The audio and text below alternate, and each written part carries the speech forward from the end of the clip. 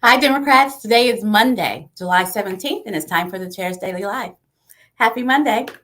All righty. So there's a lot there, as there always is when we come back from a weekend, and it's Monday. So I'm going to give you the update on gun violence. And so today I'm just going to focus on Oklahoma City because they had enough that I didn't need to look anywhere else because I only like to talk about what, um, enough to give an impact, just enough so that you don't think that gun violence is no longer a top of mind issue, or that gun violence is an issue that we need to continue to talk about. So, just in Oklahoma City this weekend, 8 people were shot.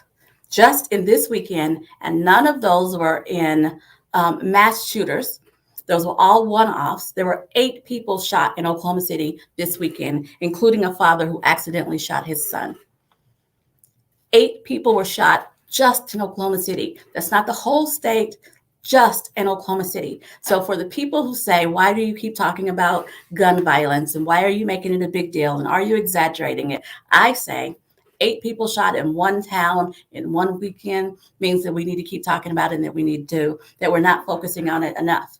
And just to make it interesting, there was one stabbing that made the news this weekend in Oklahoma City as well. A lot of violence. I attribute it to our ridiculously lax gun laws and the incredible heat. People don't act right when they're hot and irritable. So add hot and irritable to everybody can have multiple guns, and you get 8 people shot in one town over the weekend, all in individual shooting incidences, not in a mass shooting situation. So right off the top, I have depressing news. So I want to swing it and talk about something good. This weekend in Oklahoma City, also in Oklahoma City, the Willie B. Johnson Community Center opened in Northeast Oklahoma City this weekend. Willie B. Johnson was the first African American woman county commissioner. And she did a lot of work in Oklahoma City, broke a lot of ground, did a lot of work for people like me. It is on her shoulders that I stand. And the fact that she got a community center this weekend is great news. It is a beautiful community center, complete with grounds and a swimming pool, and it's awesome. That opened this weekend. And so want to celebrate that because we have to. Because Willie B. Johnson, her history probably couldn't be taught in Oklahoma schools at this time. Now back to national news.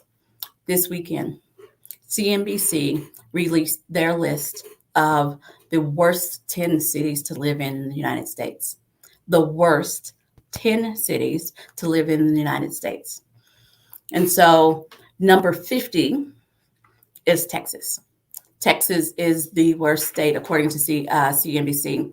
Their indices were inclusiveness, reproductive rights, child care, air quality, crime, healthcare, and voting rights. So if Texas is number 50, where do you think Oklahoma is? Based on inclusiveness, reproductive rights, child care, air quality, crime, healthcare, and voting rights? You got it. We're number 49.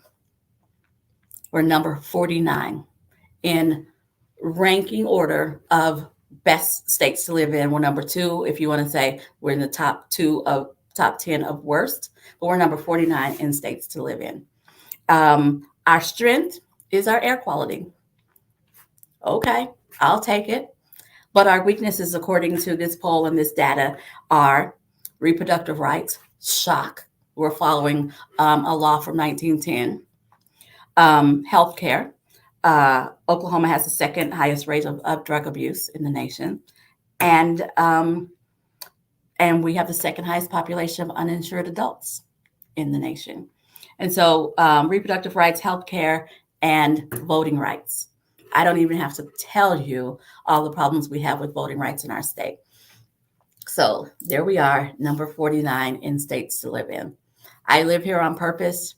When I hear one of those kind of reports, I think, ooh, should I live here on purpose? But I live here on purpose, and I'm going to continue to work to make it better and to get us out of the bottom 10 of so many of these metrics. So you guys know how much I hate talking about education in Oklahoma because it is so troublesome, problematic, and run by he who shall not be named. But I've been saying, and I've not been alone. Everybody's been saying it, and it's kind of true, right? We've been talking about what started out as a voucher scam and ended up as a tax refund.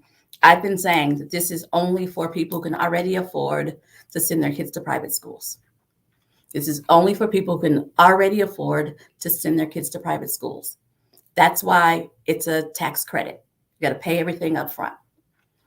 Now, to make sure that we put it even further out of reach, a lot of private schools in Oklahoma have now raised their tuition in the amount of the tax credit. So if you were a parent who were trying to scrape by and trying to figure out and thinking, okay, with this tax credit, if I take this tax credit against how much school costs, okay, I might be able to afford it. They said, okay, we don't want everybody going to private school. So what they did was they raised it by the tax credit. And so if you could not afford private school last year, but you thought with this tax credit, you might be able to swing it. You might be able to pull it off. Well, they just pulled the rug out from under you and they raised it again. They want to be sure that you understand that this tax credit is only for the people who can afford to send their kids to private school already. It is not for folks who can't. It was not meant for us. It was not considering us. And thank you, Representative Fugate. And they, all during the time when this was being debated, they intimated that that would not be the case. And now it is the case. This is them saying the quiet part out loud. This is them making sure that you understand that this is not for poor kids. This is not for kids on the margin. This is not for parents who were going to get creative with financing and try to figure out that way to send their kid to the private school. Not for them.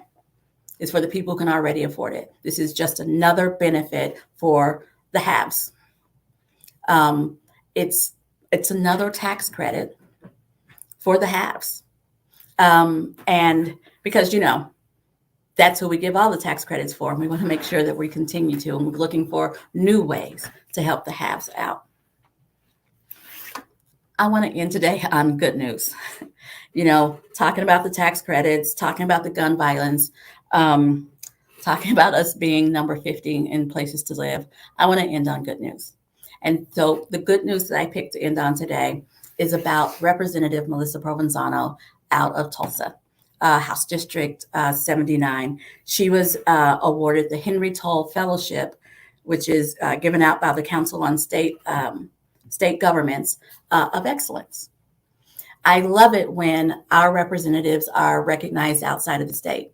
We have some great folks serving us in the Capitol, and I'm always complaining about the crazy legislation and the stuff that's hurting us. I don't want us to lose sight. And thank you, Rep. Fugate, for being here.